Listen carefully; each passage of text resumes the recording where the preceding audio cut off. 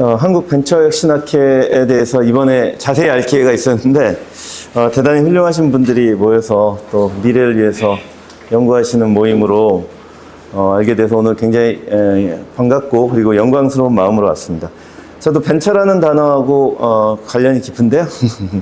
중기벤처부 일을 좀 많이 하고 있고요. 여러 가지. 그리고 21년도에 그 벤처 창업 진흥 유공으로 대통령 표창도 받았습니다. 벤처 또는 스타트업 관련된 일을 많이 하고 있어서 더욱더 이제 오늘 말씀드릴 주제와 같은 일을 생각을 많이 하게 됐고요. 특히 한 10년 전부터 규제 개혁과 관련된 정부 일을 많이 도왔는데 지금도 프로보노로 하는 일들입니다만 그쪽 일이 매우 많습니다. 국무총리, 신산업규제혁신위원회에서 정기적으로 규제 개혁 안건이 있으면 저는 이제 ICT 분과이고요. 모여서 회의를 하고 또 경제부총리도 또 규제혁신 일을 하거든요. 경제규제혁신 TF, 또 중기벤처부에도 킬러규제혁신 TF 이렇게 부처마다 다 있습니다. 근데 규제개혁위원회가 98년 DJ 정부 때 생긴 이후 지금까지 벌써 30년 넘었잖아요. 그죠? DJ 때니까 26년 정도 된 것인데 규제를 하나 없앴는데 규제가 생기는 속도는 3배랍니다. 그래서 치워도 없어지지 않는. 그리고 시대에 맞춰서 또 규제를 만드시는 분들도 시대에 맞춰 진화하고 있기 때문에 새로운 규제가 많이 나오고 있는 상황이에요.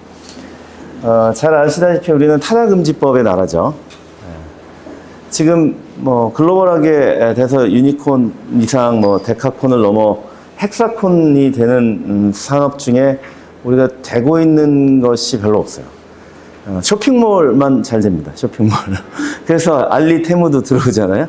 쇼핑몰은 아무 규제가 없어요. 그러니까 우리가 말하는 규제라고 하는 거는 그냥 어디 신고 정도 하는 그런 규제는 아니고요. 우리가 물건 팔고 음식 파는데 규제 없으니까 잘 아시다시피 쿠팡, 배달의 민족 잘 됩니다. 근데 이제는 그들이 너무 커서 우리가 그거 시작해갖고는 안 되죠. 강력하잖아요. 그래서 이들이 영원할 줄 알았는데 중국발 알리테무 요즘에 들어오는데 너무 위협적이어서 정부가 급기야 무슨 KC 인증을 받아야 된다라는 처방을 내놓으셨는데 며칠 만에 접으셨잖아요. 그럼 처방이 좀 잘못된 거죠. 왜냐면 국민들이 그 사이에 끼어 있어서 그렇습니다. 그래서 항상 문제가 뭐냐면 저는 이제 한 10여 년 규제혁신 할 때 그런 생각했는데 우리는 시장 경제 국가이기 때문에 시장의 주체는 누구예요? 시장의 주체는? 기업과 소비자죠. 정부는 플레이어가 아니잖아요. 그냥 거의 심판을 하는 사람이겠죠. 축구 경기로 치면 축구는 누가 해요? 선수들이 하는 거죠. 심판은 뭐예요? 지켜보고 있다가 반칙을 저지를 때 개입하는 거잖아요. 정부가 시장의 주체라고 생각을 하는 듯한 생각들이 많이 있습니다. 그러니까 자기가 주인이니까, 주체니까 진짜 플레이어들, 진짜 경기의 주인들의 이해관계를 충분히 고려하지 않고 내가 정해버리는 거죠. 그건 마치 축구 경기의 룰을 심판이 바꾸는 거랑 마찬가지잖아요. 선수들의 입장을 들어보지 않고. 그렇게 된 대표적인 사례가 지금 개인정보 보호 규제 그리고 해소를 디지털 변화를 못하고 있는 저작권 규제인데요. 제목에 제가 지금 드리고 싶은 말씀을 함축하려고 많이 고민을 했는데 실제 우리 영상 AI 안 나오고 있잖아요. 여기 다 전문가들이라 아시잖아요. 왜 안 나오죠? 미국에서 난리가 났잖아요. 그런 얘기를 좀 드리려고 합니다. 그래서 아마 전문가들이라서 다 보셨을 텐데 여기에 원래는 동영상이 있는데 잠깐만 관련된 것들을 화면에 띄우면 소라 영상을 다 보셨죠? 한 달 전쯤에 나온 거. 요 광고를 지내야 되는데 혹시 다 보셨겠지만 이제는 프람프트로 그냥 동영상을 만들어 주겠다라고 하는 건데 여기 한 20여 개 정도의 클립이 들어있고 공식인데요. 지금 여기 보시면 앞에 프람프트가 있잖아요. 이거 지나면 카툰, 칸가루, 디스코, 댄시스 하라고 하면 그 말을 알아듣고 그냥 이렇게 만들어주고 요거는 이제 짧은 클립들입니다. 골든 리트리버가 뭐 눈에서 놀고 있는 거 어쩌고 저쩌고, 머리가 눈에서 이렇게 막 팝업해라 하면 이렇게 만들어지고 뭐 이런 식인 겁니다. 이거 지금 영상업계에서 난리가 났잖아요. 뭐 좀 이런 현실적이지 않은 것들도 막 나오고, 이거는 사실 이런 걸 보고 이제 영상 제작자들이 얘기하는, 이걸 하려면 실제 이런 섬에 비행기 타고 날아가서 다시 헬기를 타거나 아니면 요즘에 드론을 날리죠. 어쨌든 많은 사람들이 이동해갖고 찍어야 돼서 이건 몇 천만 원이 들어야 되는 거다. 근데 프롬프트 넣으면 몇 천만 원이 나오고요. 뭐 우주인들도 이렇게 막 만들어주는데, 사람 얼굴 지금 이제 잘 한번 보세요. 지금은 이제 오늘 개인정보와 저작권 관점에서 다시 보시는 거니까 사람 얼굴 등장하지, 이게 실존 인물일까요, 아닐까요? 그런 생각 좀 해보시고. 근데 다 보면 어딘가 이제 있었던 장면, UFO 뭐 AI가 그냥 만드는 건 아니니까 뭔가를 보고 학습해서 지금 만들어내고 있는 거예요. 생성형 AI니까. 뭐 이런 좀 해적선이 막 컵 안에서, 커피잔 안에서 돌아다니는 사진, 이거 굉장히 리얼해요. 근데 이것도 이제 컴퓨터 그래픽으로 만들려면 누가 뭐 며칠 몇 날 작업해야 되는 건데, 이런 배 사진 같은 거는 어디서 있는 것들일 거고, 커피잔에서 막 파도가 치는데 사실 커피가 파도가 저렇게 섬세하게 칠 것 같지는 않은데 만들어낸 거죠. 이건 이제 정말 도쿄 사진인데 사람들이 진짜 같아요. 근데 이건 지금 만들어낸 겁니다. 자, 이게 만약에 실제 사람들 얼굴이면 개인정보, 이걸 어느 영화에서 뭐 드라마에서 이런 도쿄에 눈 내린 도쿄거리를 학습했으면 그 저작물을 학습 대상으로 해야 되죠. 이런 거 만들려면 사람의 얼굴을 학습하고 영화를 학습해야 됩니다.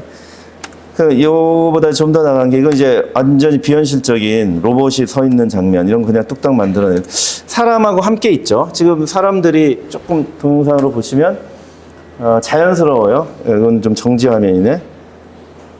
이건 이제 애니메이션. 이것도 이제 몬스터 주식회사 같은 그런 데서 나온 몬스터들하고 좀 비슷하잖아요. 영화를 학습한 거죠. 그죠? 몬스터는 저 토이스토리 만든 그 회사잖아요. 그런데 허락을 받았는가, 과연? 뭐 이런 거. 그 다음에 이제 제일 뭐 이런 종이접기 같은 거북이, 해마. 자, 요거는 이제 고양이가 막 장난치는 사진인데, 이제 여자의 사진 굉장히 실감 나고요. 코끼리, 뭐, 맘모스 같은 거 나오고, 사람 얼굴 나오고, 백남준 비디오 아트도 막 나오고 하는데, 여기 이렇게 이제 사람과 뭐 나옵니다. 이런 거 좀 말씀드리고 싶었고. 자, 어도비가 영상 편집으로 유명한데, 이제, 뭘 보여주냐면, 영상물을 그냥 쉽게 바꿔주는, 배경을 확확 바꾸잖아요. 여기, 예, 확확 바꾸는 그걸 보여주고 있고요. 역시 프롬프트로 영상물을 쉽게 바꿀 수 있는 기능을 제공합니다. 영상 편집 툴이니까. 그래서 본 거 중에는 제가 이렇게 넥타이를 안 매고 어떤 사람이 서 있었는데 여기다 넥타이를 확 매준다. 동영상으로 움직이는데 넥타이가 진짜 리얼하게 들어가서 이제 눈에 보이는 뭐든지 믿기 어려워. 근데 이거를 일반인에게 지금 툴로 주고 있어요. 조만간 이제 지금 이미 소라나 미드전이, 소라 아직 안 나왔죠. 미드전이나 달리 때문에 영상 업계가 난리가 났는데 앞으로는 더더욱이 이제 쉽게 편집해서 보이는 모든 것을 이제 믿을 수 없는 상황이 되는 것 같습니다. 테슬라 FSD가 이제 제가 또 자율주행 AI 말씀드리고 싶은데, 이렇게 유저들이 올리는 영상이고, 이분은 이제 이 중에는 이제 우버, 미국에서 테슬라로 우버를 하는 사람도 있는 거거든요. 지금 이래서 이제 자기가 가는 걸 보여주는데, 핸들에 손 안 올리고 있죠. 지금 미국에서 FSD가 완전히 풀렸어요.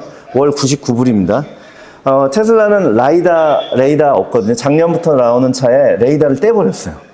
우리 레이더가 뭐냐면 이렇게 주차할 때 앞뒤에서 삐비비비 하는 그 거리 감지 뭐 아시기도 하지만, 사람 보행자나 앞에 차가 있으면 가까이 가면 급제동 시켜줄 때 이제 레이더를 쓰잖아요. 그리고 이제 주변을 인식해서 차를 제 위치 잡아주거나 주행하게 하는 걸 라이다라는 쓰는데, 테슬라는 둘 다 안 씁니다. 뭘로만 해요?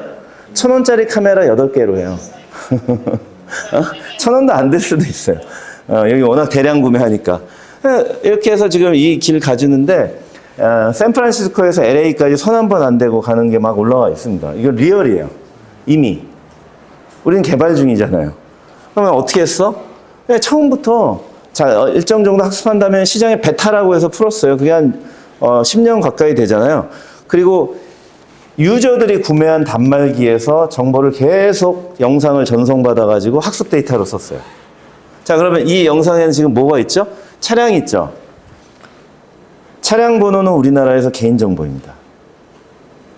그 다음에 분명히 사람이 있죠. 왜냐면 자, 지금 내가 여기 걸어가고 있는데 나를 찍어서 테슬라 차가 지나가면 여러분들 찍히고 있는 거예요. 그리고 그 FSD를 순조롭게 하고 있을 때는 내 영상이 차에서만 처리되고 자율주행에만 실시간으로 처리되고 테슬라의 미국의 도조 컴퓨터로 가지 않지만 뭔가 비상 상황에서 운전자가 이건 내가 개입해야 돼 개입하는 순간 스냅샷이 떠져갖고 도조로 날아갑니다. 그거를 테슬라 차 유저들은 차를 처음에 개통할 때 뭐 PC나 프로그램 설치할 때 동의하듯이 동의 화면이 있어요. 그래서 나중에 바꿀 수도 있는데 세 가지 동의를 하거든요.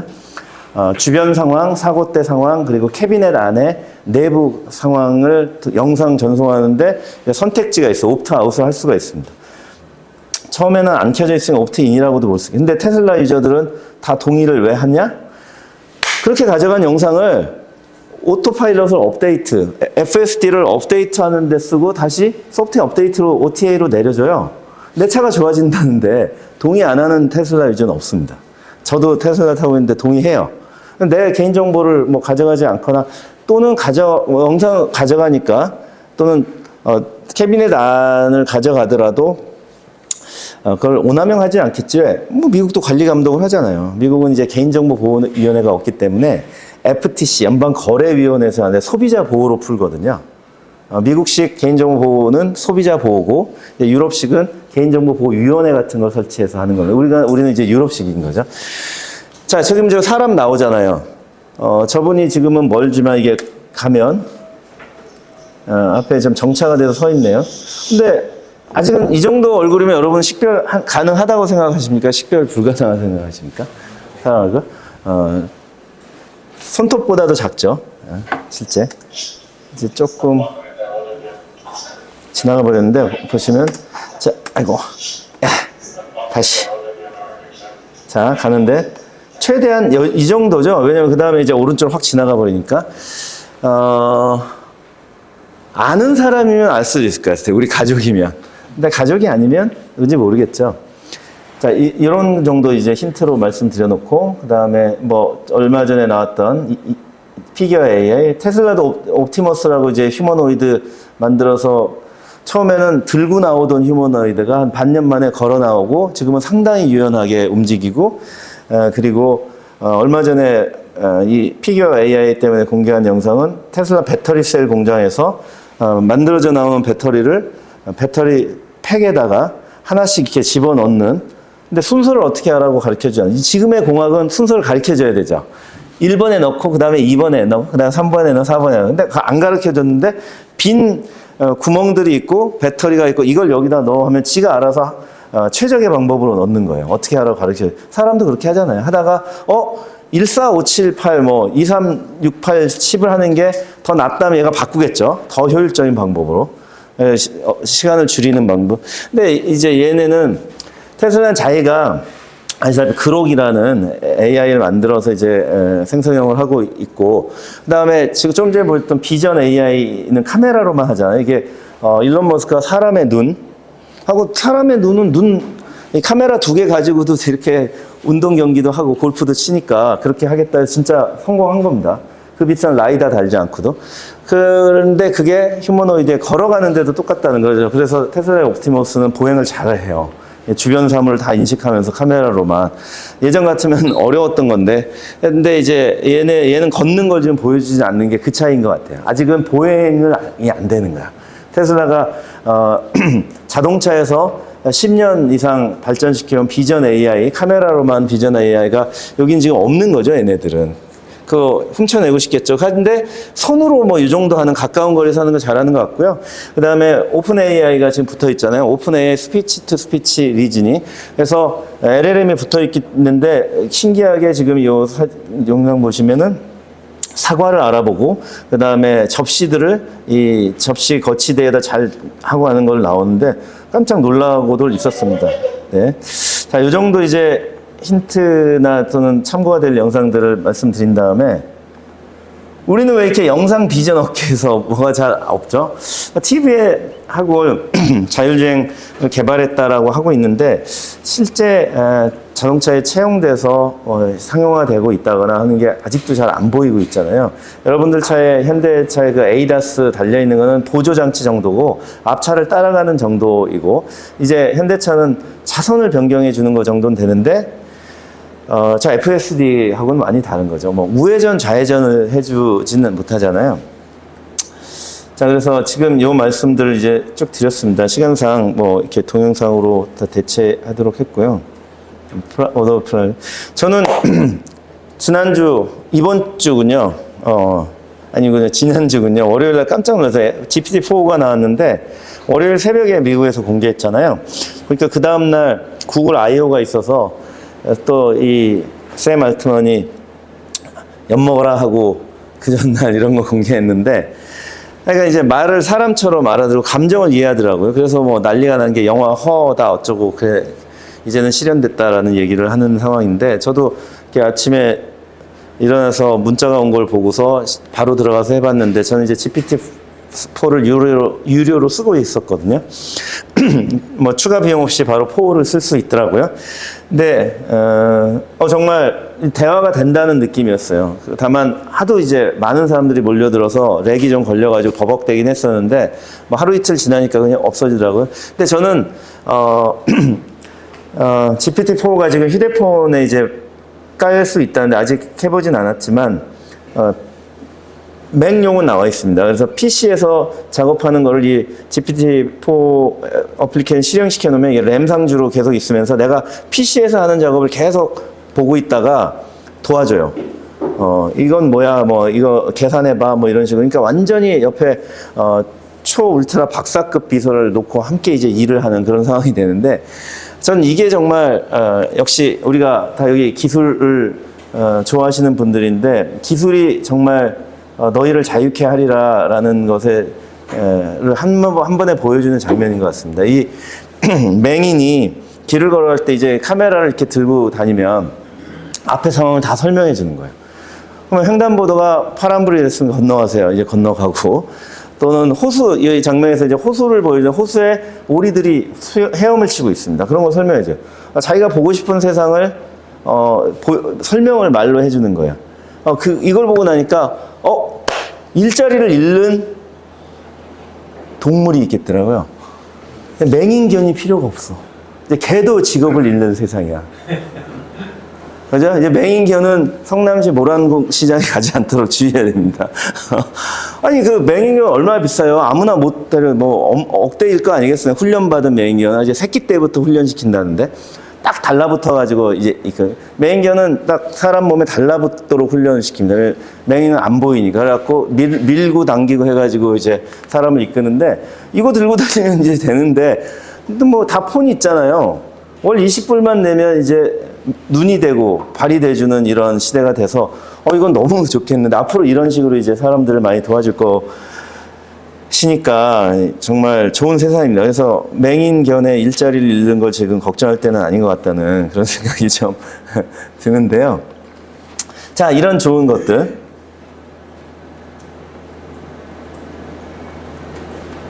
네.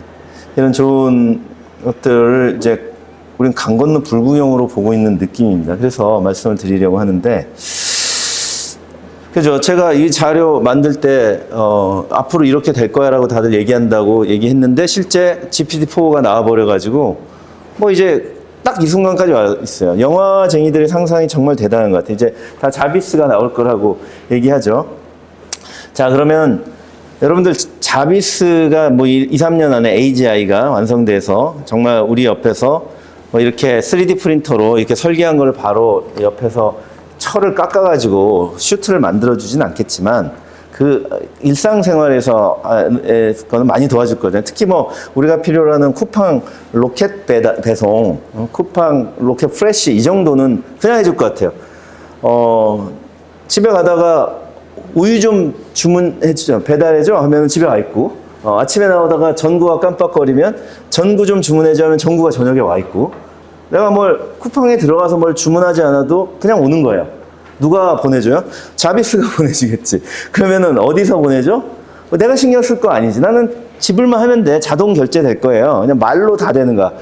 말로 되는데 이루어지는 세상이 되는 거죠. 그러면 그 온 제품들이, 우유는 이제 뭐 메일 우유나 상하 우유 이런 게 오겠지만, 공산품은 메이드 인 코리아가 올 가능성이 얼마나 될까요? 메이드 인 차이나겠죠. 네, 그죠? 우리나라 제조업의 제품들이 거기에 그러면 뒤집어서 그런 그 판매상들, 제조업체 또는 유통상들은 어디에 줄 서야 될까요? 지금은 쿠팡에 줄 서죠. 신세계에 줄 서야 되고, 이제 자비스한테 줄 서야 되는 겁니다. 왜? 자비스가 문고리니까.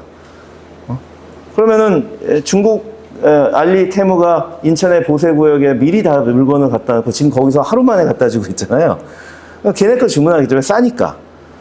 이 문을 많이 이 인공지능이 우리한테도 이용료를 받고, 그 다음에 납품업체들로부터도 뽀찌를 뜯어서 이제 양쪽으로 뜯는 이런 시대가 되는 거잖아요. 그러면 AI는 우리가 여러 개를 쓸까요? 저는 지금 뭐 제미나이도 써보고 클로드도 써보고 하는데, 유료로는 GPT만 내고 있는데 부담이 돼요. 벌써 내고 있는 게 한두 개가 아니에요. 애플 뮤직 듣느라고 돈 내고 있죠. 유튜브 프리미엄 내고 있죠. 넷플릭스 내고 있죠. 뭐 이런 것들이 다 몇십 불씩이거든요. 그런데 이것도 몇십 불 내고 있으니까 앞으로 휴대폰 요금도 또 한 10만 원 내고 있잖아요. 한 몇십만 원씩 서비스에 내야 되는데 두 개 쓰기는 불편하고, 그리고 AI는 제가 해보니까 제일 똑똑한 거 하나만 쓰게 될 것 같습니다. 서로 싸우고요. 제가 인공지능 스피커를 9개를 사봤어요. 그래서 어느 날 9개를 다 해놓고, 제가 어떤 건 알렉사, 어떤 건 뭐 시리, 헤이 시리, 어떤 거는 아리아 뭐 이렇게 하잖아요. 시리아 했더니 이 녀석이 아이폰 잠금을 뭐 이런 식이에요. 근데 이런 식으로 대드는 거예요. 뭐 다 하는데 내가 그래서, 근데 얘네들을 켜놓고 제가 막 대화를 하고 있어요. 그랬더니 잘못 알아듣고 막 들이대는 거예요. 죄송합니다만 무슨 말씀인지 못 알아듣겠습니다. 너한테 말한 거 아니거든? 그래서 멍청한 거 걔부터 껐어요. 이렇게. 그래갖고 제일 마지막에 살아남은 애가 누구였는지 아세요? 오케이 구글이었습니다. 오케이 구글. 알렉사는 아마존이 만든 인공지능 스피커라는 거는 한국에서는 그닥 쓸모가 없어요. 뭐 한국말로 잘 못하고, 근데 한국어가 잘 되고, 그다음에 검색 엔진을 갖고 있어서 결과를 잘 내주는 게 역시 구글이더라고요. 날씨부터 좀. 그러니까 알렉사는 미국에서는 굉장히 인기 있는데 한국에서는 아니더라고. 그러니까 그게 잘 되면 제일 덜 똑똑한 애들을 끄고 나니까 나중에 하나만 남더라고요. 여기도 똑같겠죠. 이제 그때는 생성형 LLM의 시대가 아니었는데도 그랬으니까. 자, 지금 이제 뭐 몇 가지 단초들이 있는데, 그래서 지금 변화하고 있는 것들을 좀 잘 살펴봤더니, 뭐 아시다시피 챗GPT가 GPT 스토어, 또 플러그인 이런 걸로 이제 수직 계열화를 시작하게 했죠. 나오자마자 그냥 GPT 플러그인들 내가지고 하고 있어요. 스토어에 이제 들어가서 여기서 팔라는 건데, 이건 이제 직접 들어와서 자기가 만든 챗GPT 기반으로 만든 스몰 AI들을 이제 판매하는 게 GPT 스토어고, 플러그인은 GPT에 직접 플러그인을 자기 사이트에 꽂아주면 너희의 상품을 다 검색해서 검색 결과에 노출시켜줄게. 그러면은 파리에서 뭐 에펠탑 주변에서 제일 맛있는 집이 어디야 하면은 이제 맛집을 검색할 때 일반 검색을 하지 않고 그 맛집 가이드 뭐 앱 이런 거 총해준다든지, 호텔닷컴하고 연결하면 호텔들 찾아준다든지, 나중에 예약도 할 거잖아요. 실제 제가 유럽에 무슨 도시를 찍어주고 7박 8일 여행 일정을 짜봐. 제일 요즘에 인기 있는 대로 해줘 했더니 쫙 나오더라고요. 그래서 거기 호텔도 추천해봐 했더니 호텔도 따다다다닥 들어가더라고요.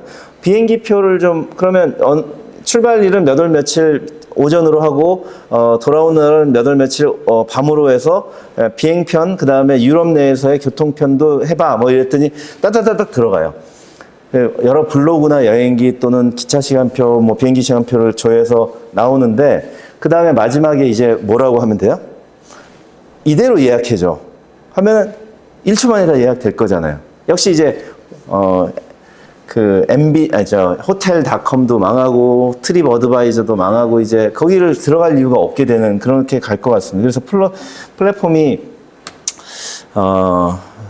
위기라고들 인식을 벌써 많이 하고 있는데요. 그래서 제가 야, 너 그러면 어떻게 이렇게 똑똑해졌어? 라고 제가 신문을 하기 시작했어요. 제가 짚히는 바가 있어. 그래서 처음에 이런 거 할 때 처음부터 단도직입적으로 물으면은 내가 금방 의도를 눈치채고 거짓말을 할 거 아니에요. 그래서 주변부터 묻고 들어갑니다. 생성형 AI를 만들기 위해서 얼마나 많은 데이터가 필요하냐 했더니 뭐 엄청나게 많은 데이터가 필요해야 돼. 수천에서 수백만 어쩌고 저쩌고. 그래? 너 잘 됐다. 그럼 너 그 많은 데이터를 구하고 있구나. 그럼 동영상 생성형 AI를 만들면 어떻게 해야 돼 했더니 비디오, 텍스트, 오디오, 라벨링 데이터, 메타데이터 필요하대요. 자, 여기서 1, 2번을 합하면 그게 영화예요. 비디오 데이터가 필요하죠. 근데 옛날에는 일일이 이 장면은 이 얼굴은 사람이 웃는 얼굴이야. 이렇게 일일이 가르쳐 라벨링을 했다면 요즘에는 지가 학습하는 거잖아요. 근데 AI가 어떻게 사람의 표정과 그 맥락, 이 사람이 진짜 웃는 건지 우는 건지 뾰루퉁한 건지 새침한 건지 우울한 건지 그 표정을 어떻게 알아내겠어요, 처음에. 우리는 알아낼 수 있죠, 우리는. 특히 이제 같은 한국 사람끼리는. 그런데 텍스트가 있으면 되잖아요. 자막이 있으면 언어가 있으니까 나 지금 말 걸지 마. 굉장히 우울해. 이런 대화가 있으면은 이거는 우울한 사람의 표정이구나. 우울할 때 이렇게 하는구나. 근데 왜 영화가 좋아요? 영화 배우들은 표정의 달인들이니까. 우리는 사실 표정 변화 별로 없지 않습니까? 뭐 웃어도 웃는 척하고 아닌 척. 근데 또 그걸 우리 이제 한국 사람들은 잘 캐치해내는데 외국인이 보면 잘 모르겠죠. 문화가 다르니까. 근데 영화 배우들은 그걸 잘 표현하는 사람들이잖아요. 그래서 얼굴만 봐도 표정만 봐도 딱 느낄 수 있다. 그래서 감동을 받게 하는데, 그러니까 전문 배우들이 연기한 영상과 자막이 있으면 학습이 되는 겁니다. 그러면 금방 똑똑해져요. 그러려면 어느 정도로 엄청나게 많은 대량의 데이터가 있어야 된다. 그다음에 오디오가 이제 목소리 톤이 있잖아요. 이 세 가지가, 영화에 세 가지가 들어있는 거죠. 영상, 그 배우의 음성, 그 다음에 자막, 그 음성의 텍스트를 다 일일이 캡션으로 붙여넣으니까 음성은 굉장히 도움이 되죠. 화났을 때 톤이 이런 식으로 하는 거다. 야, 이 자식아! 라고 하면은 이게 화난 거예요, 아니에요? 친구들끼리 오랜만에 만나서 반가울 때, 야, 이 자식아! 이렇게 하기도 하잖아. 합해줘야 되는 거지. 그리고 막 껴안고 막 이러면은 영상하고 합해져서, 이건 욕하는 게 아니구나. 근데 막 화내서, 야, 이 자식아! 하면은 이제 선생님이 혼내는 장면이라면, 이건 혼내는 때는 이렇구나. 표정과 톤, 이렇게 학습을 하겠죠. 엄청나게 많이 보다 보면 이제, 이건 화날 때, 아닐 때 이제 학습하게 되니까, 화난 사람이 눈밭에서 구르는 장면을 만들어주면 막 화를 내면서 눈밭에서 구르는 아까 영상이 막 나오지 않겠어요? 이거 어디서 데이터를 구한 거예요, 그러면? 제가 이제 지금 신문하고 있는 거는 어디서 너는 이 데이터를 구한 거야, 다. 오픈 AI는. 영화는 다 저작권이 있는데 돈 내고 샀나? 돈 내고 샀다는 얘기가 있나? 그래서 내가 물어봤죠. 야, 너는이라고 하면 이제 애가 위기감을 느낄까봐 객관화를 해서 오픈 AI는 그 많은 데이터를 어디서 구했어? 라고 하니까 이제 슬슬 얘기를 해요. 근데 이 결과가 거의 자백이에요. 보시면 공개 데이터셋. 많은 연구기관과 대학이 연구 목적으로 공개된 데이터셋을 제공한대요. 학술 연구, 공개 경쟁, 교육 목적. 그런데 이건 상업적으로 사용하는 걸 허락하는 건 아닙니다. 연구 목적이잖아요. 파트너십 및 협력. 대학, 연구소, 기업과의 파트너십을 통해 데이터를 확보할 수 있습니다. 이거는 굉장히 양질의 데이터죠. 사전 처리가 돼 있는 데이터일 거예요. 이거는 돈이 들겠죠. 누가 데이터 공짜로 주겠어. 자기들도 처리하는데 돈이 들었는데. 지금 우리나라 AI 업체들이 어디서 데이터를 구해? 라고 했더니 논문은 어디서 구해? 논문을 읽어야 똑똑해지잖아요. 블로그, 카페 읽어봤자 그냥 일상 수준의 대화에 들이지 논문을 읽어야 돼요. 근데 논문을 어디서 구해요? 그래서 DBP하고 얘기했더니 근데 너무 비싸게 부른대요. 이미 AI 업체들이 많아지면서 막 거기 연락해갖고 무슨 분야의 논문 좀 우리가 받을 수 있습니까? 라고 하니까 거기다 유료로 파는 데잖아요. 그보다 더 비싸게 부른대요. 벌크로 주면 원래 싸야 되는데 더 비싸게 부른다는 겁니다. 그 사용자 제공 데이터, 이제 유저들이 헌납하고 있는 데이터들이에요. 저도 요즘 계속 뭐 이거저거 쓰고 있지만 계속 데이터 혼납하고 있습니다. 특히 PDF가 300페이지까지 올라가니까 그거 읽기 귀찮으니까 그냥 툭 올려놓고서 천자로 요약해봐 뭐 이런 거 하면 확 나오잖아요. 분리 포인트로 정리하면 쫙 나오고 그 부분 요 부분만 더 자세하게 얘기해봐 해가지고 제가 원하는 걸 금방 찾아서 읽지 않고도 딱 보고서 만들고 그때 다들 감사합니다. 어떻게 언제 이렇게 잠은 안 주무세요? 막 이런 말을 듣기 시작했어요. 라이센스 계약 이것도 구매예요. 크라우드 소싱 이건 여러 사람들을 이것도 다 돈 드는 거죠. 자백을 안 하네. 너 지금 몰래 갖다 썼지라고 제가 좀 찾아내려는 거네요. 몰래 갖다 써. 너 유튜브 그냥 막 긁어갖고 인터넷 긁어갖고 했지. 왜냐면 2015년에 창립한 스타트업이 어디서 데이터를 구한 거예요? 그런 말은 없어요. 왜냐면 이 웹에 있는 데이터가 제일 이제 그냥 긁어다가 할 만한 건데 그 긁으려면 시간과 돈, 장비가 엄청나게 필요하겠죠. 여러분들 지금 빙 만드시려고 하면 얼마 정도 있으면은 1년 안에 빙 정도의 웹 데이터를 갖출 수 있을까요? 구글도 뭐 마찬가지고. 조 단위의 돈이 들지 않겠습니까? 그런 돈은 얘네가 없었던 거죠. 없었지. 제가 그러면 뭘 물어보고 있는 것 같아요? 사실 저는 마이크로소프트가 수집해 놓은 빙 데이터를 받았습니다. 냅다 썼어요. 이런 말을 이제 듣고 싶으면 절대로 인정하는데 그래서 저는 이걸 사실이라 단정하지를 못해요. 뭐 이렇게 구했다니까. 자, 그럼 제미나이한테 동일한 질문하면 걔도 비슷하게 얘기할 거 아니에요? 제가 거기서 의심하는 건 뭐예요? 너 구글 데이터 그냥 갖다 썼지? 그건 또 같은 회사잖아. MS랑 오픈 AI는 다른 회사지만 구글은 같은 회사잖아. 근데 이쪽에 서치 엔진이 그동안 모아놓은 전 세계 웹 데이터 오늘도 새로 긁고 있는 그게 있는데 이쪽에 LLM 만들고 있는데 오른손이 하는 일을 왼손이 모르게 하고 있을까요? 아닐까요? 여러분들 한번 생각해 보세요. 제미나이는 어떻게 그렇게 금방 똑똑하게 나와? 그럼 우리는 왜 못해? 우리는 하죠. 우리는 어디만 파운데이션급으로 하고 있어요? 여기 써놨는데 네이버밖에 없죠. 네이버는 어떻게 할 수 있어요? 포털이니까 데이터가 네이버 수준은 돼야지 나오네. 근데 그 데이터가 뭐예요? 카페, 밴드, 블로그 여러분들 다 거기다 올려놓은 거 이용약관에 보면 개인정보 비식별화해서 쓸 수 있다. 저작물도 이용할 수 있다. 뭐 신제품 개발에 쓸 수 있다라고 이용약관 해놨거든요. 그냥 근데 조용히 쓰는 거죠. 조용히 쓰고 있는 거죠. 근데 카페, 블로그에 올라 있는 거 가지고 지능은 어느 정도 나올 것 같으세요? 그냥 우리가 일상적으로 하는 수준의 얘기들은 잘 하겠지. 똑똑한 답을 뭐 물어보면 여기다 공학적인 질문을 하기 시작하면 잘 나올까요? GPT나처럼? GPT 모르겠습니다. 제가 이제 그 정도 질문 못해서. 하여간 네이버 외에는 없어요. 카카오는 지금 그런 데이터가 없어. 왜냐면 카페 같은 거 다 밀렸잖아요, 네이버에. 그 블로그 다음이죠. 다음 카페, 다음 블로그가 네이버에 밀린 이후에 지금 데이터가 많이 없습니다. 그래서 못 만들고 있고 여기는 이제 오토 플랫폼이 많다 보니까 그런 텍스트 사람들 일상적인 뭐 대화, 블로그, 그리고 뭐 논문 이런 데이터는 별로 없는 거죠. 또 하나 이제 영상 AI의 좀 출발점에 또 하나 있는데 이제 중국의 센스타임, 뭐 칭화대 교수가 2013년에 창업을 했던 회사라고 하는데 중국 인민 얼굴을 다 연결해 줘 버렸어요. 그리고 지금 중국 CCTV도 다 연결되어 있는 것 같아요. 이거 기반으로 사람 얼굴 정확히 인식해서 무인 스토어들 막 중국에 나오고 있다는 거고, 이제 지방공항은 벌써 그냥 걸어 들어가면 내 얼굴 인식해서 체크인이 된다는 거잖아요. 비행기. 그 정확히 검문해야 되는 비행기도 왔다는. 근데 사실 생각해 보면 우리도 비행기 많이 타시지만 공항 들어갈 때 어떻게 하세요? 사람이 이렇게 신분증 받아가지고 이렇게 비교하잖아요. 근데 그 사진하고 제가 다르거든? 그때 갔다고 해. 사실 신분증의 사진들, 그래서 여권 사진은 뭐 뽀샵 못하게 하는데, 그래도 다 하는데, 여자분들 제가 화장 지우고 아침 일찍 비행기 타면 많이 다를 텐데, 다 통과가 되는 거 보면 대략 비슷하면 그냥 통과시키는 경우도 있잖아? 테러리스트들이 들어갈 수 있는 거죠. 얘가 더 나을 것 같아요. 얘는 봐주지 않고 아침에도 졸지 않잖아.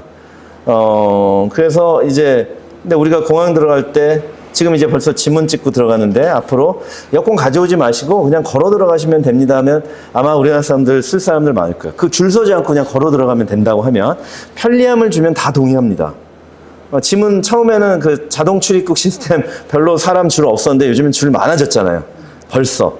지문 다 헌납하고 있잖아요, 항상. 어차피 여권 내나, 뭐 이거 찍으나, 위험의 본질적인 차이는 없어요. 자, 이것도 기억해 두시고, 센스 타임. 의심 중에 하나는 오늘 시간이 길지 않기 때문에 말씀드리면 중국산 로봇 청소기에 이 센스 타임이 뒤에 붙어 있는 것 같다는 개인적인 의심을 갖고 있어요. 의심입니다. 유튜브에 혹시 올라가더라도 제가 뭐 오늘 확신하는 건 하나도 없어요. 다 의심이에요. 로봇 청소기들이 이번에 170만, 180만 원짜리 올인원 나왔잖아요.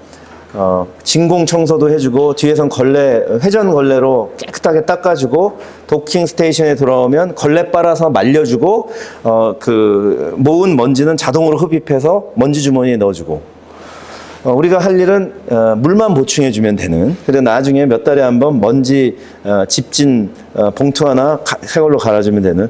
너무 편리하니까 사기도 하는데 사실 사는 이유는 주행 성능이 되게 뛰어나요.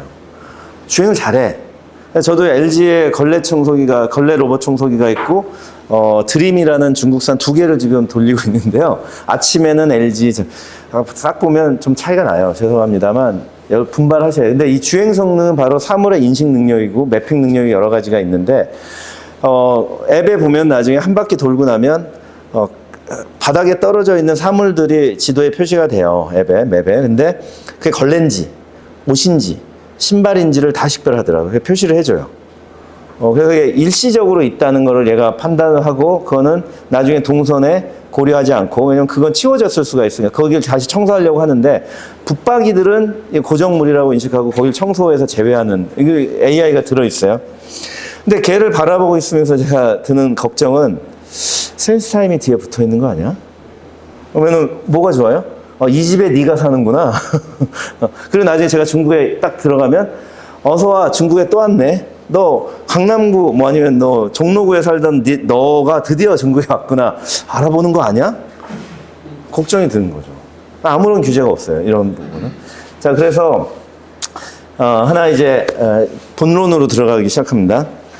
그냥 이거 읽으시기 전에 개인정보보호법의 정의를 오늘 제대로 한번 저랑 읽자는 말씀인데 읽기 전에 여러분들한테 우리나라 사람들의 얼굴 사진, 정면에 찍은 여권 사진이에요. 10,000장을 드릴게, 10,000명을 드릴게. 1세 돌진하지 않은 애도 포함되어 있어요. 0세부터 100세까지의 사람 10,000명을 드릴게요. 그 중에 내가 아는 사람이 들어있을 가능성은 확률은 얼마나 되죠? 확률로? 그냥 5천만 분의 만이겠죠? 얼마예요, 그러면은? 5,000분의 1이죠. 5,000분의 1은 0.00025인가요? 그러면 사실 아는 사람이 한 사람이 있을까 말까인 거죠. 10,000명 중에. 안다고 해도,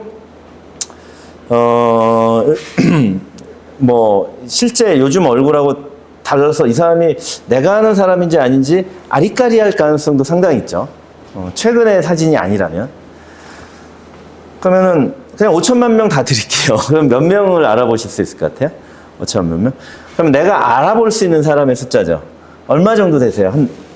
기자님은 한 10만 명쯤 알고 계시죠? 기억을 못하지. 만나면 누군 것 같은데 이름이 떠오르지 않는 아는 사람이에요, 모르는 사람. 그런 사람은 아는 사람인가요? 알 것 같은데 저 사람 어디서 본 것 같은데는 아는 사람이에요, 모르는 사람이에요? 내가 틀릴 수 있잖아. 저도 그런 경우 많아요. 그래서 여의도에 어디 식사하다가 중국집에서 벌떡 일어나서 인사한 적이 있어요. 근데 그분이 저를 막 하면서 당황하면서 지나가시더라고. 최불암 씨였어요. 연예인들은 그런 경우 많습니다. 다 와서 막 인사하는데 근데 어디서 본 분인데요 이런다. 아주 유명하지 않으면 그래. 저는 이제 최불암 선생님은 어려서부터 너무나 오래 보니까 진짜 실물을 만나니까 진짜 반가워서 벌떡 일어나게 되더라고. 옆집 아저씨 같아가지고. 이분은 나는 알지만 그분은 나를 모르는, 반만 아는. 안다고 하려면 그 사람이 어디 사는 누군지를 알아야, 그죠? 그죠? 사회적 소셜 아이덴티티를 알아야 아는 거 아닙니까? 그죠? 아니면 연예인이거나 셀러이거나 자, 이 정도 사람을 안다고 보면 우리가 하지만 딱딱 이름을 제대로 적어 놓을 수 있는 사람은 사람마다 다르겠지만 뭐 그냥 러프하게 10,000명이면 많을까? 5,000명. 인간이 근데 기억할 수 있는 사람의 한계가 있다고 하고 그걸 잘하는 분들이 뭐 서울대 총장하신 이수성 그 옛날 국무총리 같은 분은 정말 카메라 메모리를 갖고 있다는 거잖아요. 클린턴, 미국의 빌 클린턴 대통령이 그렇게 사람 얼굴 기억 잘해가지고 감동을 준대요. 옛날에 자기 대선 캠프에 또 8년 전에 대선 캠프에서 일했던 여성 인턴의 이름을 정확히 기억하고 악수를 한다는 거거든요. 하이 싸만다 이러면 막 감동을 한대요, 사람들이 막. 저는 그렇게 못합니다. 자, 개인정보의 의미가 제가 지금 사진의 예를 말씀드렸는데, 자, 그거에 해당하는 거 한번 보세요. 가나다 3가지가 우리나라 법정 개인정보예요. 일단 살아있는 개인에 관한 거여서 강감찬 장군이나 이순신 장군은 개인정보보호법으로 보호를 못 받습니다. 유족들이 우리가 이순신 장군의 뭐 일대기를 수집해서 책을 써내도 개인정보보호법으로 막을 수가 없어요. 근데 살아있는 사람의 일대기를 쓰면 본인의 동의를 받으라고 할 가능성이 이제는 높죠.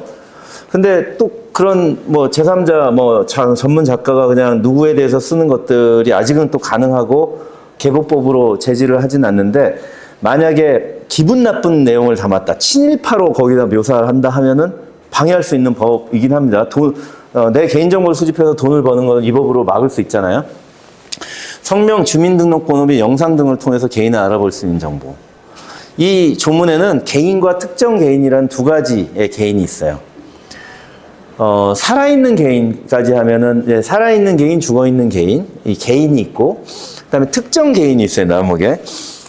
여기서 개인은 뭐냐면 그냥 사람이에요, 휴먼. 누군지 특정되지 않은 사람. 특정 개인은 특정된 사람. 그러면,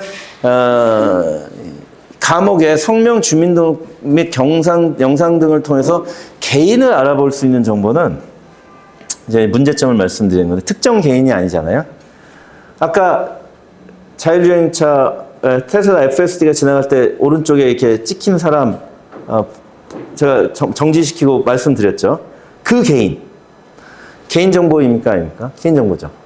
이 조문에 따르면 영상을 통해서 휴먼인지를 알아볼 수 있는 정보가 개인정보예요. 그 다음에 두 번째, 그 정보만으로는 특정 개인을 알아볼 수 없더라도, 좀 더 강화된 요소인데, 특정 개인을 알아볼 수 없더라도 다른 정보를 결합시키면 알아볼 수 있는 정보. 예를 들면 그 사람이 누군지 거의 알아볼 수 없는데 출입 기록 등을 통하면은, 예를 들어 뭐 이 CCTV에 밤에 여기서 금불상을 도둑 맞았어요. 근데 아침에 이제 범인을 잡아야 되잖아요. 근데 여기가 마침 스피드 게이트웨이가 있어. 근데 밤에 그걸 찍고 들어오는 사람이 딱 한 사람 있어. 여기 건물 2층 사무실에 근무하는 뭐 홍길동 씨야. 그럼 홍길동이 이 방에 들어와서 금불상을 가져갔을 가능성이 매우 높잖아. 이 복도 앞을 지나가서 뭔가 큰 검은 가방에다 뭘 끙끙 메고 나갔어.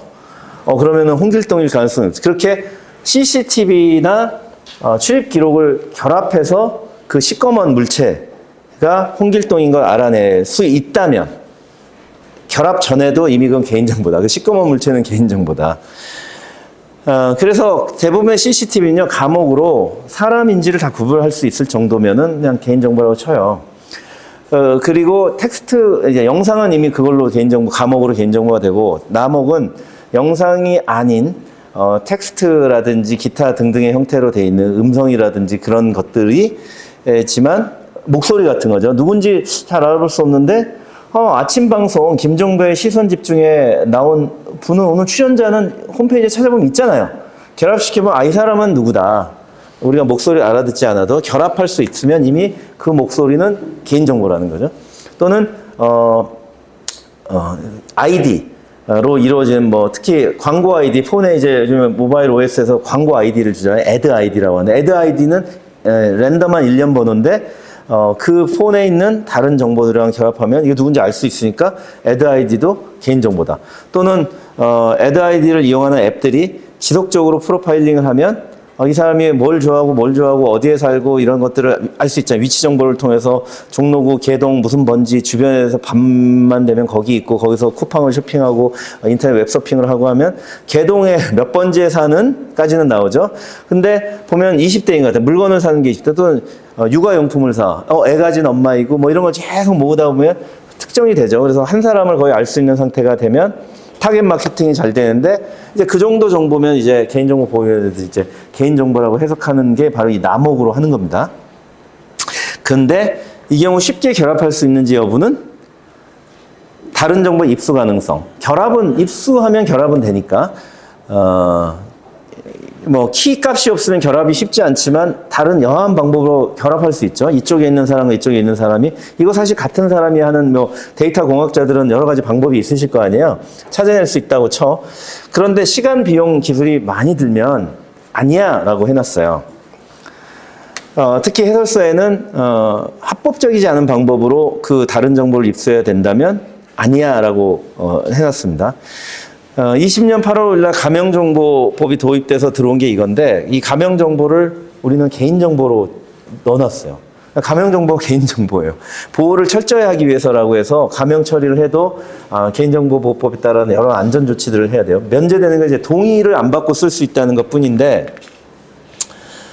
여기는 추가정보라고 해서 이거를 다시 재식별할 수 있는 정보, 추가정보가 그게 있는 상태일 때 가명 정보라고 합니다. 추가 정보를 완전히 날려버리면 다시는 추가 정보를 찾아낼 수 없다면 익명 정보라고 볼 수 있겠죠. 그래서 다음 페이지는 이제 불법적인 방법, 해킹 이런 걸 하는 거는 아니다라고 돼 있어요. 자, 여기서 이제 제가 중요한 게 아까 영상도 말씀드렸지만 여러 가지 사람이 등장하잖아요. 전문 영화배우의 영상이면 영화배우가 등장하고 돌잔치 사진이면 일반인들이 대거 등장하잖아요.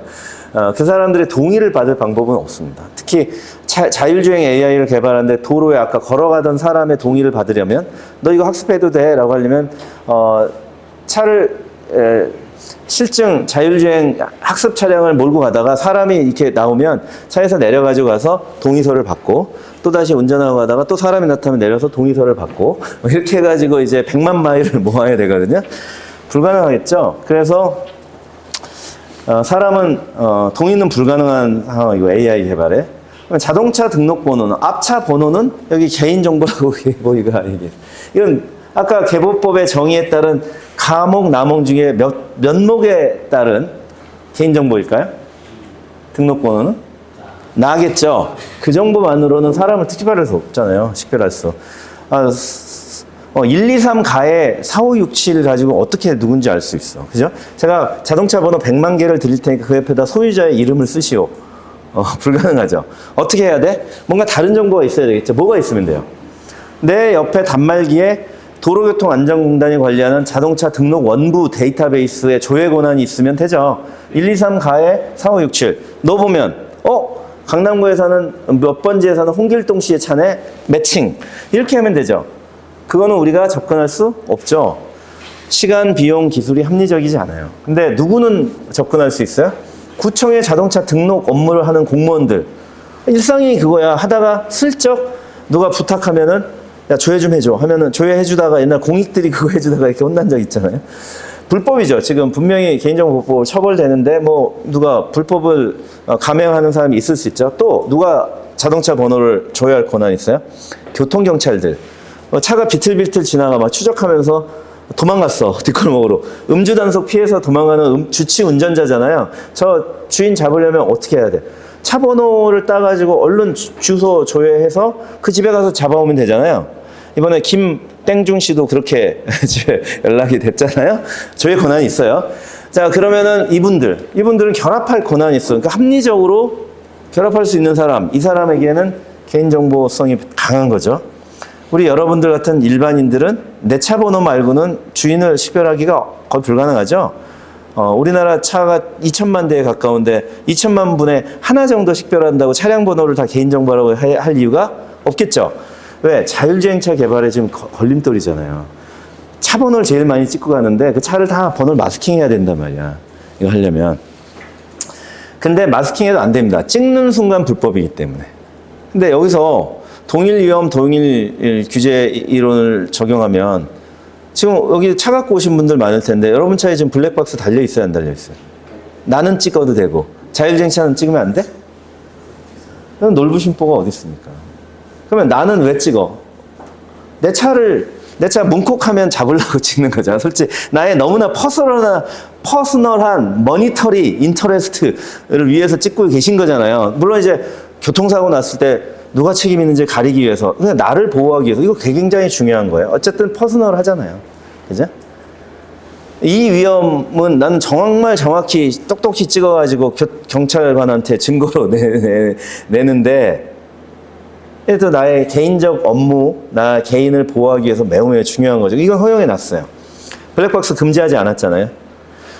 근데 자율주행차는 그것과는 달라. 우리는 그렇게 우리가 개인적인 블랙박스를 활용하는 상황이라는 거는 상대방 차량 번호와 특히 거기 운전자나 뭐 전후의 상황을 정확히 특정해서 특정 개인을 알아봐서 경찰관한테 처벌을 해주세요. 또는 제가 가해자예요라고 하기 위한 완전히 특정 개인을 식별하기 위해서 우리는 찍고 있는 거거든요.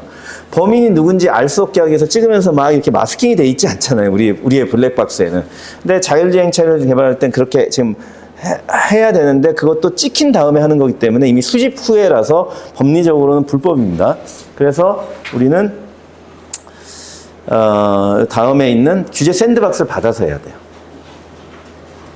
찍는 순간 불법이기 때문에. 그게 개인정보보호법의 희한한 법리로 여러분들 차에 블랙박스가 허용되어 있는데 여러분들은 개인정보 처리자가 아니라는 거야. 근데 자율주행차 운전하는 건 현대자동차, 뭐 아니면 자율주행 AI 회사는 주식회사잖아요. 업무로서 그 개인정보를 수집하잖아. 차량 번호, 사람 형태, 얼굴까지. 이거는 업무로서 개인정보 파일을 수집하는 개인정보 처리자잖아요. 개인정보보호법은 개인정보 처리자를 규율하거든요. 그러니까 이건 안 돼. 근데 개인의 블랙박스는 돼 라고 얘기하고 있어서 규제 샌드박스 받아야 돼요. 아까 말씀드렸지만 테슬라는 이렇게 FSD 이제 미국에서 이미 풀려 있어요. 중국에 곧 연다고 하는 거예요. 야, 우리나라는 안 되겠지라고 말씀 많이 하셨어. 중국 베이징이나 상하이에서 되는 거 보시면 이제 그 말은 쑥 들어갈 겁니다. 왜냐면 아직은 운전 책임이 사람에게 있기 때문에 얘가 하다가 어려운 상황은 바로 운전자가 하면 돼요. 핸들에 손 얹고 있다가 바로 내가 하면 되거든. 그게 뭐 걸림돌이 아니에요. 근데 미국의 우버 운전자도 얘기하는데 옛날에 내가 하루 종일 운전했어야 되는데 테슬라로 차를 바꾼 다음에 내가 1%만 운전한다는 거예요. 1%만. 하루 종일 이렇게 손 놓고 있다가 또 우버 드라이버 할 정도로 많이 경험이 있으니까 봐서 뭔가 잼이 되거나 할 때만 내가 하면 되니까 너무너무 편하다는 그 칭송을 하면서 아까 영상을 올리신 거예요. 그거 가져가서 도조에서 찍고 있는 이런 상황. 두 가지 문제가 있습니다. 학습, 일단 제품을 만들기 위해서 AI를 개발해야 되잖아요. 개발할 때만 그럼 하면 됩니까? 일론 머스크가 얼마 전에 트윗을 올렸어요. 이제는 100만 마일의 영상 데이터를 가지고도 1마일 정도만 쓸만한 게 올라온다. 전 세계에서 500만 대의 테슬라가 보내주는데, 즉 아직 베타라는 이름을 출시해놓고 500만 대가 계속 찍어서 혼납하고 있는 거잖아요. 아까 동의해가지고. 근데 그 중에서 100분의 1 정도만 이 FSD의 성능을 개량하는 데 쓸 수 있을 정도로라. 이 말이 뭐죠? 이미 고도화됐다는 얘기예요. 이제는 아주 한계적인 상황, 마진에 해당하는 그런 영상이 별로 없다. 다 학습한 거야. 그래서 분석해봤자, 도저가 분석해봤자 쓸 게 별로 없어. 100개 중에 하나 정도만 쓸만해. 이런 얘기를 하는 거거든요. 고도화된 거예요. 그러니까 아까 우버 드라이버에 얘기하고 딱 맞아. 자기가 1% 정도만 운전한다는 거거든요. 근데 테슬라가 트윗한 거랑 정말 딱 맞았더라. 1%만 쓸만하다는 게. 근데 딱 하다가 운전자가 개입하는 순간 이제 스냅샷이 가는데, 그 정도만 이제 쓸만하다는 거죠. 응? FSD를 하면서. 자, 이제 이 정도로 된 상황에 앞으로는 이제 테슬라 인사이드가 될 거라고 테슬람들은 얘기합니다. 자동차는 디자인이고 자율주행 엔진은 테슬라 인사이드가 될 거예요. 인텔 인사이드처럼. 그러면 헌납해야 되죠. 자동차 한 대 팔아서 현대차가 전기차 팔면 160만 원 남는다는데 한 60만 원 이제 돈 내야 될지 몰라요. 또 하나 아까 제가 센스타임 잘 보시라고 말씀드렸는데 네이버가 21년에 소송을 당했어요. 중국에서. 이거 조그맣게 나와서 잘 몰라요. 네이버도 곤혹스러울 수 있어요. 제가 자꾸 얘기해서. 근데 할 말은 해야 되잖아. 이거 해소를 해야 되니까. 자, 얼른 읽어보시면 네이버가 센스타임 엔진을 쓰고 있어요. 네이버가 사진 필터 앱을 많이 인수했거든요. 아예 다 도리를 쳤어요. 제일 좋은 거는 경쟁사를 인수해서 경쟁을 없애는 거죠. 다 인수했어요. B612 스노우만 있어요. 여러분들 자녀들도 스노우 다 깔려 있을 거예요. 그러면은 막 왕관을 씌워주고 꽃을 달아주고 수염을 붙여주고 카리비안 해적도 만들어주고 뭐 예쁘게 얼굴도 뽀샵해주고 이게 사진 필터 앱인데 왜 센스타임 엔진을 써요? 우리나라 최고의 IT 회사가? 얼굴을 인식하는 성능이 떨어지기 때문에. 네, 개인정보보호법은 비식별하라고만 했잖아. 동의를 받아야지 식별을 할 수가 있거든요. 동의를 어떻게 받아요? 카페 블로그에 아마 수십억 장의 사진이 있어요. 우리나라에서 사진 데이터를 가장 많이 갖고 있는 회사는 네이버예요. 학습을 못하는 거지. 구슬은 수억 마리인데 쓰지를 못하고 있는 거잖아요. 그러니까 센스타임 쓰는 거죠. 왜냐하면 성능이 얘가 뛰어나니까. 이걸 안 쓰면 밀리는 거죠. 왜냐면 이렇게 광량이 충분할 때 인식 못할 건 없어요. 근데 뭐 호프집 같은 데서 뭐 태양이 역광해서 이렇게 얼굴이 시꺼멓게 나오는 상황에서 이런 상황에서 따다다다다 식별을 해줘야 돼. 침팬지와 사람을 구별해내야 되는 거잖아요. 그 성능, 그런 성능이 차이가 있으니까 우리가 데이터를 갖고 있는데도 이건 얼굴이, 이건 사람 얼굴이야, 이거는 침팬지야, 이건 사물이야를 구별해내야지만 필터링을 해줄 수가 있는 거잖아요. 그래서라고 저는 생각을 합니다. 그러면 여기서 그냥 이렇게 넘어갔어요. 근데 왜 미국은 이게 소송이 들어왔어요, 개인이? 센스타임이 미중 무역 갈등 때문에 블랙리스트에 올라있기 때문이죠. 틱톡과 함께 다 금지됐어요. 화웨이 뭐 이렇게. 공공은 못 써요. 공무원들은 이거 쓰면 안 돼요. 민간이 쓰는 거예요. 근데 네이버가 썼다고? 그럼 왜 소송의 주장이 뭐예요? 센스타임 엔진으로 사진을 찍는 순간 얼굴이 중국에 간다는 거예요. 그럴 것 같아요. 이 얼굴 인식 엔진이 단말기에서 작동할 정도로 라이트하진, 가볍진 않을 것 같아요. 네, 특징점을 추출하거나 전체적으로 뭔가 전처리한 다음에 혹 보내가지고 얼굴은 여기야 라고 보내오면 여기서 이제 후처리를 하겠죠. 그래갖고 사람 얼굴을 식별해서 거기다 이제 뭐 꽃을 달아주는 거는 폰에 있는 앱에서 할 수 있겠지. 그 사이에 이제 미국인들의 얼굴 정보가 간다는 거죠. 그럼 우리도 개인정보보호위원회에 있거든. 미국은 개보위가 없어. 그러니까 이게 방치될 수 있지만 FTC, 아까 말씀한 FTC가 이거 소비자 보호로 이거 나서야 되는 거죠. 근데 이제 우선 소송을 하는, 미국은 소송의 나라니까. 근데 우리는 개보위가 이거 문제 삼아야 되는 거잖아. 우리 한국인들의 엄청 많이 써요. 네이버 계열 앱들. 자, 그럼 저는 이거를 규제해서 못 쓰게 하자는 얘기가 아니라 이런 언면 인식은 자, 자율주행도 마찬가지고 필수적인, 이 인공지능이 필수적이라는 거죠. 왜 필수적인? 이런 생활 밀착형 서비스에도 필수적이지만 자율주행에도 필수적이에요. 자율주행에도 그래서 이게 문제를 인식을 했어요. 왜 자율주행이 안면 얼굴이 필수적이냐면 아까 이렇게 조그맣게 나와 있지만 우리가 분명히 한 사람의 남자는 뒤통수였고 한 사람은 앞통수였던 거 혹시 기억하십니까? 길거리에 서 있었던? 그죠? 다시 보면, 요걸 다시 보면서 좀 말씀을 여기 보이시죠? 남자는 뒤통수, 여자는 앞통수. 이 두 사람 중에 이 차의 앞을 가로질러서 횡단을 할 가능성이 더 높은 사람은 누구예요? 앞통수죠.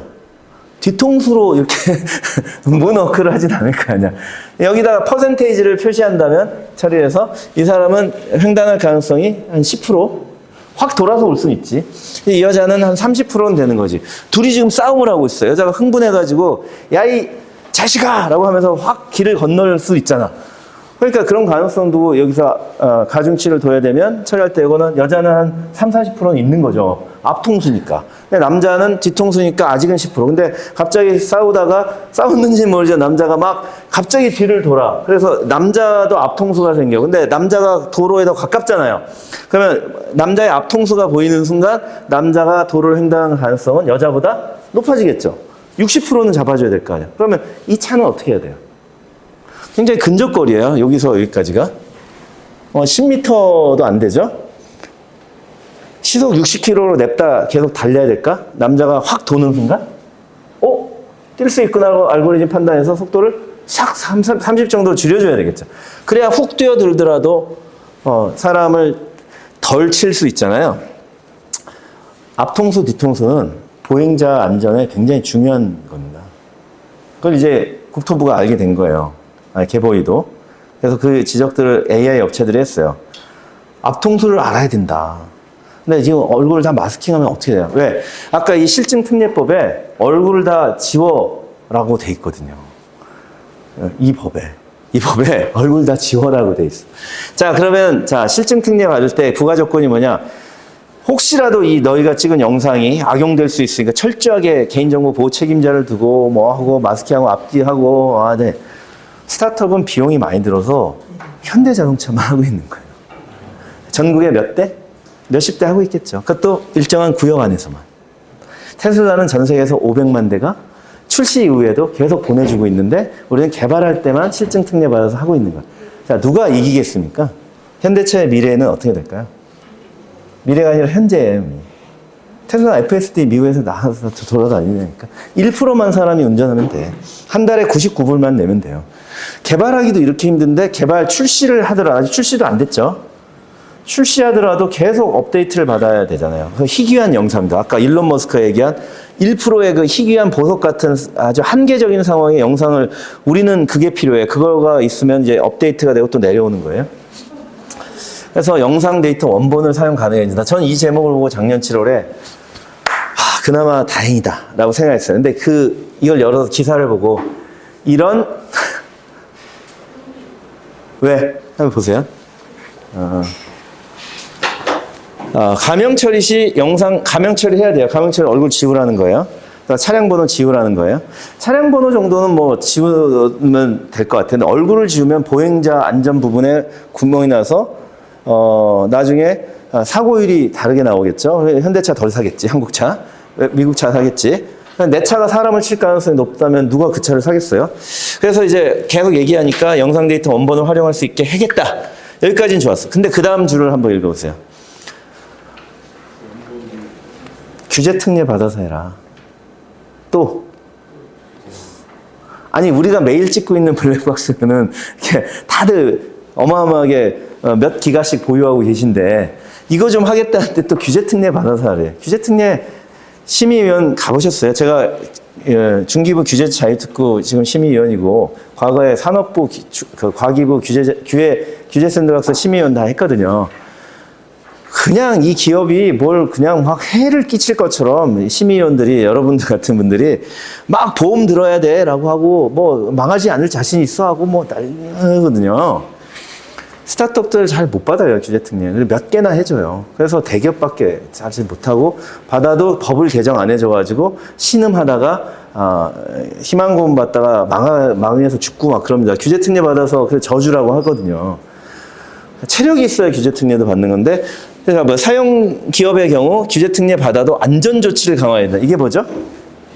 엄청난 보안 시스템 도입하라는 거야. 한 10억 들여가지고. 스타트업 투자 받아서 여기다가 보안 조치해서 하겠습니까? 자율주행 개발하시려면 한 100억 정도를 투자 받고 그 다음에 계속 수백억 받을 수 있는 정도의 분들이 하셔야 하라는 거예요. 우리 대학생들이 하기 어렵습니다. 하지 말아야 돼요. 이걸 잘 모르고 시작하는 거겠지. 그래서 확확 안 떠오르는 거예요. 이거 원래 확확 떠올라야 되거든요, 지금. 데이터 문제죠. 개인정보 문제이기도 해요. 자, 그래서 종합적으로 이제 말씀드리면 플랫폼, 마이데이터, 블랙홀, 국가경제 위기, 경제집권 위기 이런 말씀드리고요. 뭐 비식별 규제를 10년, 13년 해오니까 이제 눈을 떠야 되는 세상에 눈이 안 떠지고 있다. 자율주행도 마찬가지, 영상 AI도 마찬가지. 앞으로 휴머노이드 여러분들 집에 일론 머스크가 2만 불 정도로 집에 들여놓을 수 있을 거라고 자신했잖아요. 물론 내년이라고 했는데 아무도 안 믿죠. 일론 타임이 있으니까. 자, 그래서 몇 년 후에 이제 들여놓는다. 가족들 얼굴을 잘 식별하고 어둠 속에서도 주인님을 알아보고 목소리도 알아보고 해야 되지 않겠어요? 왜냐? 이런 상황에서 사람을 잘 식별해야 되는 시대인 거예요. 이거 센스타임 쓰면 안 되잖아요. 센스타임하고 경쟁하자는 거예요. 혹시 또 중국에서 듣고 있을까봐 또 저를 요주 인물로 해서 입국이 거부될지 모르니까. 이거 다 정밀히 해야 되지 않겠습니까? 잘 알아보는 능력이 필요한데 이런 식으로 못 알아보게 한 게, 자, 정말 개인정보 보호이냐, 이 말이죠. 개인정보를 보호하겠다고 했는데 개인을 보호하지 못하는 시대로 우리나라 메이드 인 코리아 가지고 우리 국민을 보호하지 못하는 시대로 넘어가고 있는 게 보이지 않으세요? 메이드 인 차이나 가지고 메이드 인 USA 가지고 우리를 보호해야 되는 시대가 됩니다. 왜냐? 예, 이분들이 아리아 두뇌 톡톡 시작해 하면 노인분들이 이게 저 광고에 있는 걸 제가 써서 좀 죄송한데 이것도 제가 개인정보 지금 쓰고 있는 뭐 이렇게 릴리스를 한 거니까 아마 이 정도의 활용은 허용하시리라고 보고 두뇌 톡톡 시작해 정도는 괜찮겠죠. 근데 이분이 아리아 카톡 읽어줘, 뭐 예? 아리아 이메일 읽어줘, 아리아 내 사진 보여줘, 아리아 내 비트코인 보내라고 할 때는 이렇게 하면 되나요? 이렇게 이거 갖고 되겠어요? 보내도 돼요, 진짜? 그럼 옆집 아저씨가 와서 할머니가 이거 쓴 거 알고 아리아 내 비트코인 보내 했는데 훅 가? 돼? 그래도? 금융을 하거나 특히 이메일 같은 프라이버시가 있는 거 카톡 만약에 가족이 있는데 야 내가 어제 온 이메일 읽어줄게 하고 이메일 읽었는데 뭐 영업 비밀이 막 읽혀진다거나 카톡이 막 엉뚱한 게 보여준다. 물론 이런 상황이 아니라 어디서든 마찬가지. 이제 말로 할 거고 할 건데 나를 정말 잘 알아보는 AI가 필요한데 그게 나를 보호해 주는 거거든요. 이런 상황에서는. 근데 그게 메이드 인 코리아일 가능성이 지금 거의 없단 말입니다. 이걸 어떻게 해결해야 되냐는 거죠. 그래서 저는 결론적으로 디지털 금모으기 운동이 필요하다고 생각해요. 옛날 우리가 IMF 때 금모으셨잖아요. 뭐야? 내 개인정보를 나를 프로파일링 하지 않는 한 써도 되라고 지금 내주셔야 할 상황이에요. 네. 도로 영상 찍어. 얼른 자율주행 개발해. 테슬라 인사이드로 현대차가 망하기 전에 얼른 개발해 라고 해주셔야 한다고. 걸어가는 거를 찍 때 내가 누군지 식별만 하지 않는다. 이 사람은 어디 사는 한국 벤처 혁신학회 누구셔? 회장님이셔라고 굳이 프로파일링을 하지 못해. 근데 그건 지금 법으로 금지돼 있어요. 법적 보호가 있으니까 해도 된다고. 자율주행 개발해라. 그리고 출시한 현대차에서 카메라로 자율주행이 끊겼을 때 왜 끊겼는지 그걸 분석해서 성능을 개선하기 위해서 가져다가 분석해라. 이걸 국민적으로 동의를 해주셔야 될 상황이라는 거죠. 그건 좋고요. 그래서 뭐 자세한 얘기는 좀 뒤에 이 정도 하기로 하고 결론적으로 마지막에 하나 더 말씀드리면 그러면 영상물은 어떻게 해요? 아까 사람의 표정을 휴머노이드로 들어오면 내 옆에 있는 우리 집사 로봇을 하나씩 들여놨어. 근데 여러분이 아침에 귀가를 하셨는데 오늘 거래처하고 좀 갈등이 있어가지고 굉장히 심각해. 그래서 나한테 좀 말을 안 걸어줬으면 좋겠어. 딸들은 뭐 괜찮지만 로봇 너까지 나를 귀찮게 안 해주면 좋겠는데 이놈이 내가 들어왔다고 반가워서 주인님 오셨어요? 하면서 막 그냥 재롱을 부리고 그냥 이걸 그냥 걷어차고 싶지 않겠어요? 눈치를 알아야지. 야, 너는 왜 이렇게 눈치가 없냐? 이거 좀 팔아버려라 좀. 이럴 수 있잖아요. 눈치를 알아보려면 어떻게 해야 돼? 아까 말씀드렸잖아요. 표정과 분위기, 톤 앤 매너, 그 상황에서 오는 분위기를 잘 익혀야 되는데 어디서 학습해? 실제 팔아가지고 얘는 아직은 덜 똑똑하지만 여러분들과 생활하다 보면 여러분들이 걷어차면서 얘가 똑똑해집니다. 그러니까 많이 걷어차 주세요. 이렇게 유저의 행동을 이용해서 아까 유저 데이터를 이용해서 학습을 시켜야 되나? 다 반품하겠죠. 왜냐면 미제 딱 사면 얘는 똑똑해갖고 거의 된단 말이야. 그러면 걔를 쓰겠지. 뭐 렌탈할 가능성 높으니까 교체가 쉽을 거. 자, 그러면은 그 많은 이제 인간의 행태가 들어있는 저작물을 통해서 학습을 해내야 되고, 아까 보셨지만 피겨 AI나 뭐 오픈 AI나 이런 데들은 발이 있든 없든 이미 다 학습을 해서 사람을 알아보고, 그래서 그 챗GPT-4는 벌써 사람의 목소리 감정을 이해하더라고요. 자, 그러면은 그거를 어떻게 하냐. 일본과 EU는 제한적이지만 이용했고요. 여기서 일본이 훨씬 진취적인데, 그냥 결론적으로 EU는 연구기관과 문화유산 기관만 많이 열었어요. 여기는 왜 확 못 열었어요? 이유는 항상 미국 빅테크 플랫폼들하고의 경제전쟁이잖아요. 확 열면 그냥 또 초토화돼요. EU의 데이터 싹 가져갈까봐 얼른 법 만들어가지고 미국에서 AI가 뜰 때 2019년에 안 돼! 라고 해버린 거예요. 안 돼라고 하기 위해서 여긴 만든 거예요. 일본은 돼라고 하기 위해서 만들어요. 왜? 일본은 AI 만들어야 되니까. 우리는 어느 쪽 따라가야 될까요? 일본 따라가야지. 일본 법은 저작권자의 이익을 부당하게 침해하지 않는 경우에 하나에서 저작물 이용할 수 있다. 여기 계신 분들 다 논문 써서 저작권 많이 가지고 계실 거예요. 개인적으로 물어보면 다 안 되라고 하시겠죠. 근데 나한테 묻지 말고 알아서 써. 금 모으기 운동 아시겠죠? 금도 내셨잖아. 일단 금 내신 분들이시니까 금도 내는데 논문 좀 학습해서 우리나라 AI가 똑똑해질 수 있고 그래서 미제 중국제 AI와 싸울 수 있다면 금 모으기를 해야죠. 근데 내 걸 구체적으로 완전히 표절해 갖고 쓰는 건 아니고 그건 이제 해결해 나갈 거야. 지금 이제 원저작물이 그대 동일하게 나오는 거는 이제 기술의 개발로 해결해 나갈 거야. 아직 그런 생성형 AI가 쓸만하게 나온 지 1년 반밖에 안 됐잖아요. 그래서 막 그런 문제들이 나오는데 점점 해결해 나갈 거라고 보고 우리는 지금 금 모으기가 필요하다. 그래서 오늘 드리는 말씀은 개인정보든 저작권이든 좀 금 모으기를 해주셔야지 우리가 이길 수 있다. 근데 남은 시간은 저는 한 3년에서 5년도 안 남은 것 같다. 이런 좀 말씀을 드립니다. 네. 어떻게 해야 될까요? 라고 말씀을 드리고 여러분들 국회와 정부에 의견을 내실 기회가 많이 있으실 것 같은데 그런 의견을 내셔서 파괴적인 이런 규제 혁신이 없이는 우리는 과기부가 아무리 수조 원을 때려 넣어도 지금 초거대 AI 개발 보조 AI 개발 사업 지금 수백억짜리 프로젝트를 나와서 다들 입찰하고 계시던데 이거 안 되면은 어렵습니다. 데이터. 그러니까 고도의 AI를 만들기 되게 어려울 것 같고요. 우리와 살아 숨쉬는 함께 옆에서 우리를 일상을 도와줄 AI를 만들어내기가 매우 어려울 것 같다는 말씀을 드리면서 제 말씀을 마치도록 하겠습니다. 감사합니다. 네.